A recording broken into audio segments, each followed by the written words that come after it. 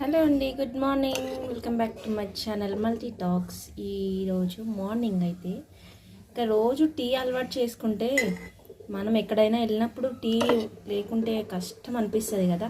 So అలాంటప్పుడు tea ప్లేస్లో దీన్ని రీప్లేస్ చేసుకోవచ్చు అనమాట. అదేంటంటే హాట్ వాటర్, హనీతో హాట్ వాటర్ అనమాట. ఇలా 2 స్పూన్ల హనీ వేసుకొని చక్కగా వాటర్ వేసేసుకుందాం.